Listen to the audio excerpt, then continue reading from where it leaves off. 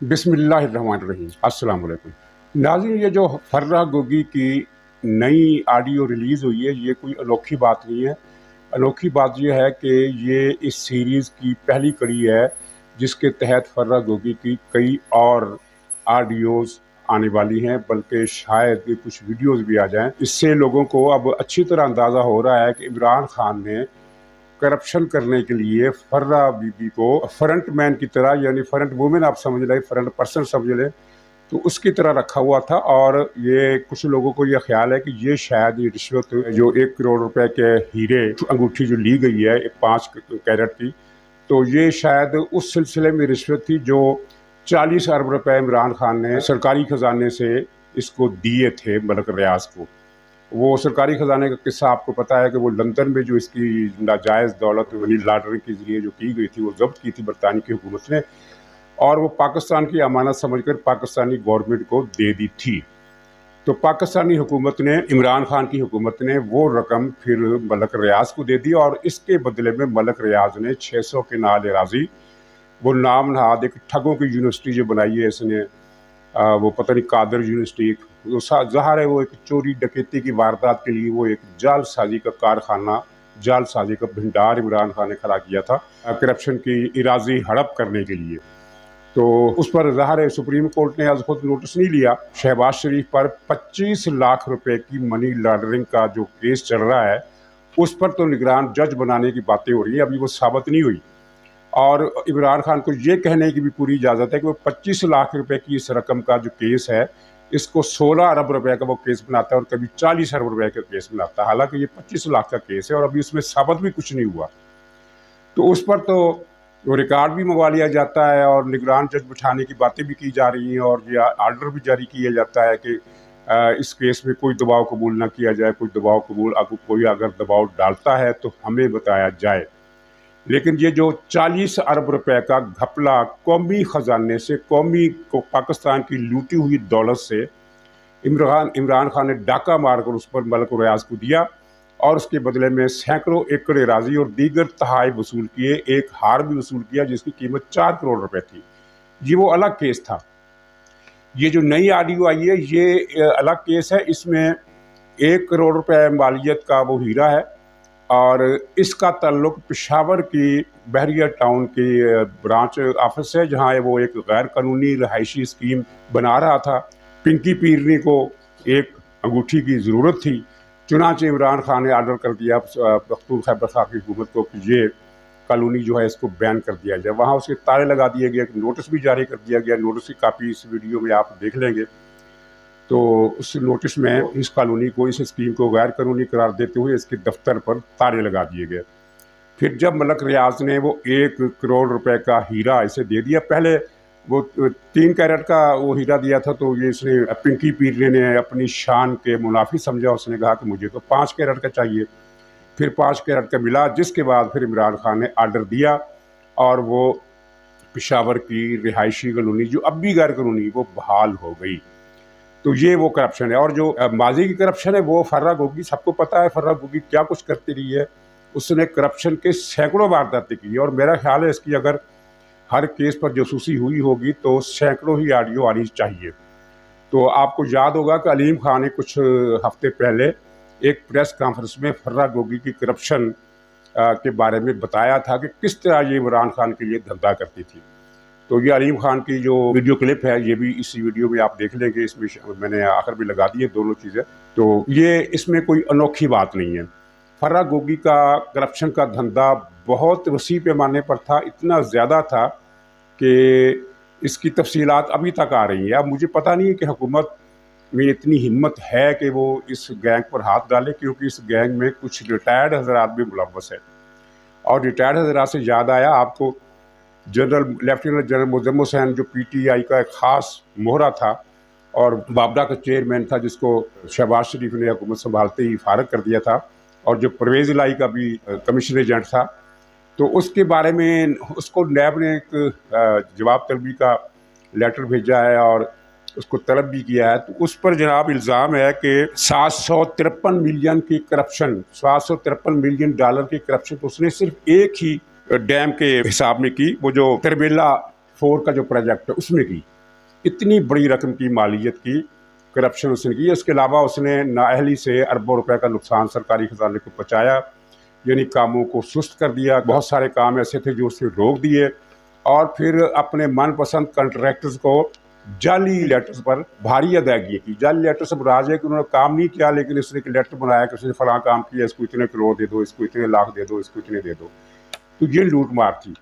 तो ये जनरल मुजम्मिल हुसैन का जिक्र करने का मकसद ये था कि ये पीटीआई के जो हामी हैं, जो कल्ट है एक्स सर्विसमैन सोसाइटी का, वो ऐसे ही लोगों से भरा हुआ है। वो इमरान खान की हमायत के लिए गले फाड़ फाड़ कर ऐसे ही बाहर नहीं आ गए थे, क्योंकि इनमें से हर एक ने करप्शन की हुई है जो इमरान खान के हक में बोले हैं। जो बाकी हैं जिन्होंने करप्शन नहीं की वो खामोश हैं। और मैंने कहा था कि कई हज़ार बल्कि दसियों हज़ार एक्स सर्विसमैन हैं, उनमें से 100-125 के करीब हैं जो इमरान खान की हमायत में बाहर आए और चीखम दहाड़ मचाया उन्होंने खूब अच्छी तरह। तो ये सब के सब करप्ट हैं। इनकी जायदादों का अगर हिसाब लगाया जाए तो इनमें से किसी की जायदाद कई अरब रुपए से कम नहीं है। जो फॉरेन में इनका पैसा पड़ा है वो अलग है। अमेरिका, इनके बच्चे अमेरिका में हैं या बरतानिया में हैं, पाकिस्तान में इनके बच्चे भी नहीं हैं। तो बहरहाल उनको अब सनअप कर दिया गया। आप देख रहे होंगे कि कोई 1 महीने से इन्हें खासा सुकून है, इनकी तबीयत कुछ दुरुस्त की गई है और ये खामोशी से कुछ भाग गए हैं, कुछ बरतानिया चले गए जो उनका अपना मुल्क है। इनका मुल्क पाकिस्तान नहीं है, ये इनके मुल्क बरतानिया है या अमेरिका है या कुछ और मुल्क है, इनका मुल्क है। पाकिस्तान इनका कतई तौर पर कोई मुल्क नहीं है। पाकिस्तान को ये लूट मार के लिए एक स्टेट के तौर पर इन्होंने रखा हुआ है।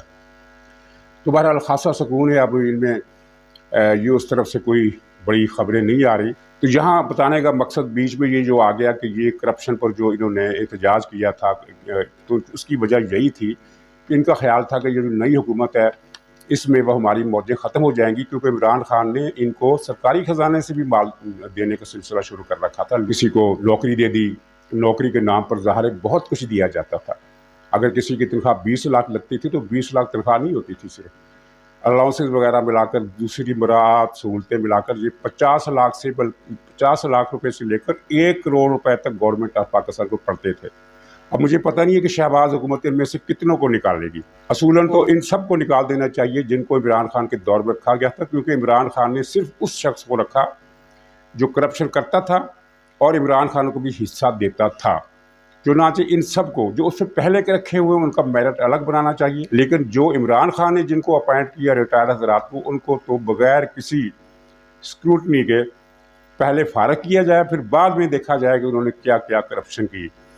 इसी तरह अब ये खबर आई है कि हमाद अजहर के खिलाफ भी एक दरख्वास्त नैब में फ़ाइल हुई है कि उन्होंने लेस्को का MD या CEO लगाया किसी साहब को, चौधरी अमीन को।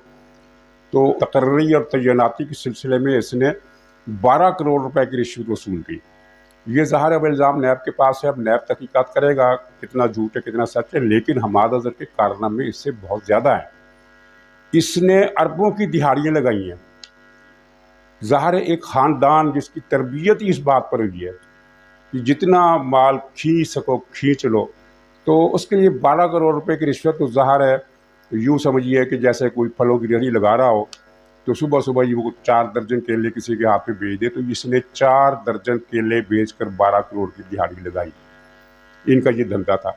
जितने भी इमरान खान के साथी हैं, आप इनमें से देख लें, लाहौर से शुरू हो जाए, पेशावर तक चले जाए और कराची तक। कराची में रख के बहुत थोड़े लोग हैं, लेकिन सब के सब ऐसे मिलेंगे आपको जिन्होंने करोड़ों की नहीं अरबों की दिहाड़ियाँ लगाई हैं।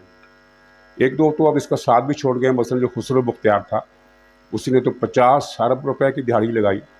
और वो जो दवाइयों वाला था जिसको इसने फिर बाद में पार्ट कियानी नाम था उसका, उसने भी कोई तकरीबन 100 अरब रुपए का धंधा किया, जिसमें से इमरान खान को कितना दिया ये पता नहीं है, लेकिन ज़ाहिर है वो भी मामला भूल हो गया। अब एक हुकूमत नई आई है, अगर वो इन सब पर हाथ डालती है तो मुल्क में एक नई किस्म का कोहराम मच जाएगा। इसलिए मेरा ख्याल में चंद एक पर हाथ डाला जाएगा, बाकी को शायद अभी हाथ न डाला जाए, क्योंकि पाकिस्तान है, यहाँ जब कोई आदमी करप्शन अरबों की करता है तो उसमें कुछ बाअसर लोगों का भी हिस्सा होता है। बाअसर लोग यानी वो लोग जो जिनके इशारे पर हुकूमतें बदल जाती हैं, टूट जाती हैं, गिर जाती हैं, तो ज़ाहिर है उन पर हाथ डालना इतना आसान नहीं है। लेकिन इसमें कोई शक नहीं कि इस करप्शन का मेजर बेनिफिशियरी जो था वो इमरान खान था। वो दौलत कहाँ भेजता था? ये अपनी जगह एक राज है। ज़ाहिर है वो सारी की सारी दौलत बहनों को तो नहीं देता था। अ, 2 बहनें इसकी जो है वो अरबों खरबों पति हैं, तो वो सबको पता है कि पाकिस्तान से लूटी हुई रकम उन्हें दी जाती रही है। और ये जो कोरोना फंड 80 अरब रुपए का था, इमरान खान वो भी खा गया। वो रकम कहाँ गई किसी को नहीं पता। ये राज कब खुलेंगे हमें नहीं पता, लेकिन ये राज खुलेंगे ज़रूर, क्योंकि अब ज़माना बदल गया है।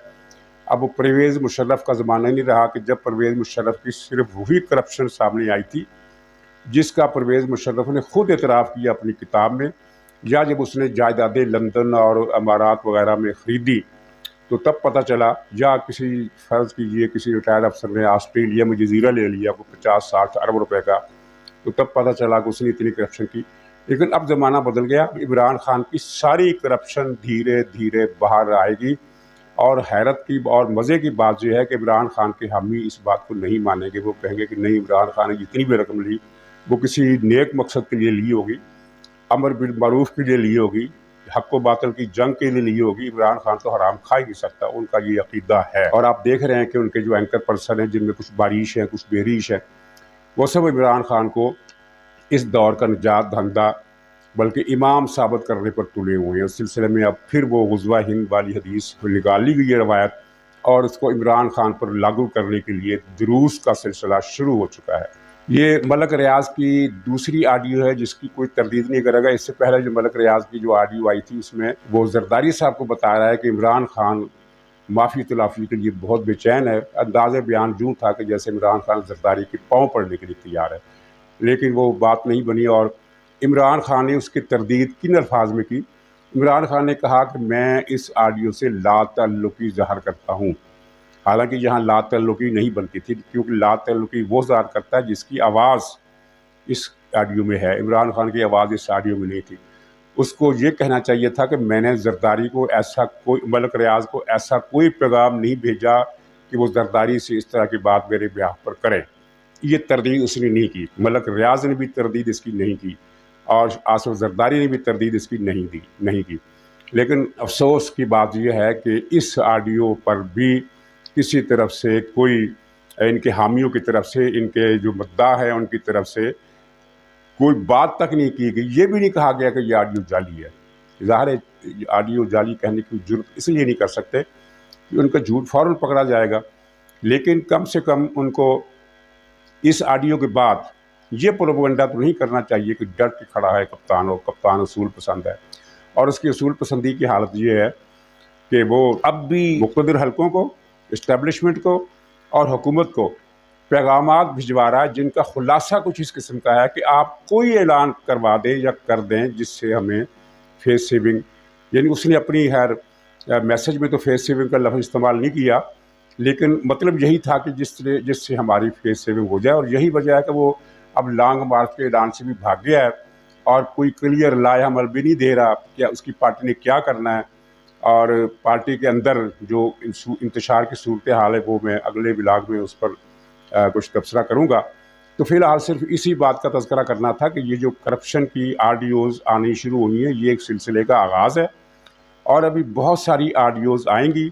और जैसा कि मैंने पिछली वीडियोज़ में बताया था कि अब जनरल बाजवा के रिश्तेदारों के ख़िलाफ़ भी मुहिम शुरू की जाने वाली है, तो उसका आगाज़ भी हो गया है। एक खातून इसराइली वज़ीर-ए-आज़म से या सदर से मुलाकात कर रही हैं, नौजवान खातून, तो वो तस्वीर जो है वो उसको फैलाया जा रहा है और नीचे कैप्शन में लिखा जा रहा है कि ये जनरल कमर जावेद बाजवा की भतीजी है। हालांकि ये झूठ है, वो भतीजी जनरल कमर जावेद बाजवा की नहीं है। वो अमेरिका में रिहाइश पजीर एक पाकिस्तानी निजात खातून है और उसको जनरल बाजवा की भतीजी। अब जनरल बाजवा साहब क्या करें, वो क्या ये ISPR के ज़रिए तरदीद कराएं कि ये जो औरत है ये मेरी भतीजी नहीं है। अभी ISPR फिर हर रोज़ 10 प्रेस कॉन्फ्रेंस से किया करेगा, तभी जाकर इमरान खान की गलीज़ मुहिम का तोड़ हो सकेगा। ऐसा नहीं है और ऐसा उनको करने की ज़रूरत भी नहीं है। ये लेकिन सारी चीज़ें नोट हो रही हैं और वो 100 सुनार की और 1 लोहार की एक ही जवाब इसको मिलेगा और वो अनकरीब मिलने वाला है। आप सुनेंगे जल्दी कि इसको गिरफ़्तार कर लिया गया। यहाँ मैं एक दिलचस्प बात बताऊँ, कुछ हल्के इस तरह का तसव्वुर दे रहे हैं कि हुकूमत इमरान खान को गिरफ़्तार करना चाहती है, लेकिन जो इस्टेब्लिशमेंट है वो इन्हें इसकी इजाज़त नहीं दे रही। और कुछ दिन पहले तक मेरा भी जो अंदाज़ा था वो इसी किस्म का था कि हुकूमत तो पकड़ना चाहती है लेकिन इस्टेब्लिशमेंट जो है वो उसके हाथ रोक रही है कि नहीं। अब पता चला कि मामला इसके बिल्कुल उलट है। हुकूमत चाहती है कि मामला बिगाड़ा ना जाए क्योंकि माशी बुरान है, सारी तवज्जो उसने इस पर देनी है, बेड़ा गर्क हो चुका है, लेकिन इसरार कहीं और से हो रहा है कि इसको पकड़ो। तो बीच की सूरत हाल इस वक्त चल रही है कि नहीं, वो हुकूमत कहती है कि ठीक है हम इसको पकड़ लेंगे, लेकिन कुछ दिन हमें इंतज़ार करना पड़ेगा, शायद बजट के बाद कुछ ऐसा हो जाए।